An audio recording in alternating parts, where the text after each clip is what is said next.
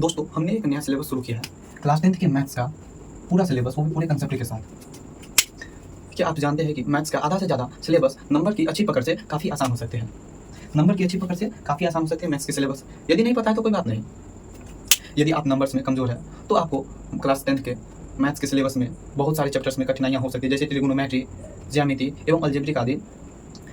इसीलिए हमने यह कदम उठाया है कि क्लास 10th के मैथ्स का पूरा सिलेबस आसान तरीके से एवं कंसेप्ट के साथ पूरा कराएंगे।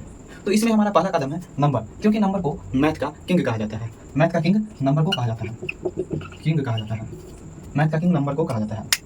तो चलिए हम जानते हैं कि नंबर क्या होता है। जिससे हम किसी चीज़ को काउंट करते हैं, यानी कि गिनते हैं, उसे ही नंबर कहते हैं। तो हमारा पहला सवाल आता है कि क्या सभी नंबर्स एक होते हैं? तो नहीं, सभी नंबर्स क्या होते हैं? तो अलग अलग होते हैं। सभी नंबर्स क्या होते हैं? अलग अलग होते हैं। सभी नंबर्स अलग अलग होते हैं और नंबर्स के कई प्रकार होते हैं। इनके कोई विशेष नंबर के कई प्रकार, जिसमें पहला है प्राकृतिक संख्या। गिनती की संख्या को भी प्राकृतिक संख्या कहा जाता है, 1 2 3 से अनंत तक। और पूर्ण संख्या, जब गिनती की संख्या में 0 ऐड कर दिया जाता है तो वह पूर्ण संख्या के रूप में बदल जाती है। और तीसरा है हमारा सम संख्या, जो 2 से विभाजित होती है, जिसमें 2 4 6 और जो 2 से विभाजित होती है वो सभी शामिल होते हैं। और चौथा है हमारा विषम संख्या। विषम संख्या अर्थात जो 2 से विभाजित नहीं होता, 1 3 5 7 9, ये सभी 2 से विभाजित नहीं होते। इसी प्रकार अनंत तक जितनी भी संख्याएं जाएगी और जो 2 से विभाजित नहीं होगी वे विषम संख्या के अंतर्गत आएगी। और भाज्य संख्या है हमारा, तो भाज्य संख्या ऐसी संख्या जो एक और स्वयं को छोड़ करके किसी अन्य संख्या से विभाजित होती है, तो उसे हम भाज्य संख्या कहते हैं। उदाहरण के लिए 4 6 8 9 10, ये सभी संख्या एक और स्वयं के अलावा किसी अन्य संख्या से विभाजित होती है, इसीलिए ये भाज्य संख्या होती है। इसी प्रकार अनंत तक यही जाएगा। फिर अभाज्य संख्या।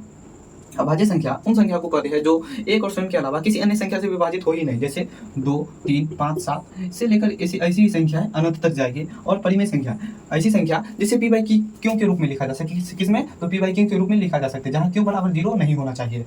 इसमें है एक को हम लिख सकते हैं 1/1 लिख सकते हैं, यानी कि ये p हो गया और ये q हो गया, तो ये 1/1 लिखा सकता है। तो ये हो गया क्या? परिमेय संख्या। इसी प्रकार 1/2 3।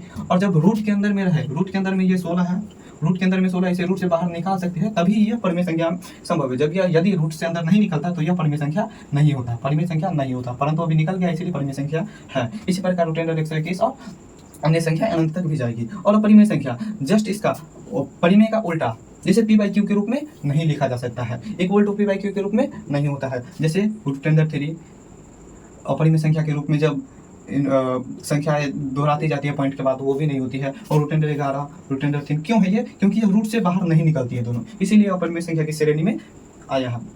और हमारा 9वां है पूर्णांक संख्या। पूर्णांक संख्या जब निगेटिव और पॉजिटिव, यानी कि निगेटिव वाला और पॉजिटिव वाला के साथ जब 0 को ऐड कर दिया जाता है तो क्या हो जाता है? वो पूर्णांक संख्या हो जाता है, यानी कि ऋणात्मक और धनात्मक के साथ 0 को ही पूर्णांक संख्या कहते हैं।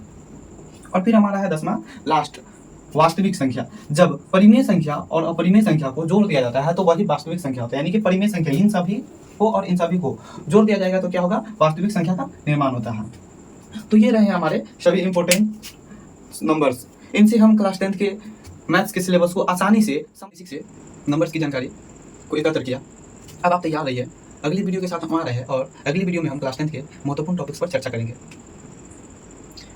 यदि यह वीडियो आपको पसंद आया हो तो लाइक करें और अधिक से अधिक दोस्तों के साथ शेयर करें। और ऐसे ही वीडियो के लिए हमारे YouTube channel genius academy class से जुड़े रहें।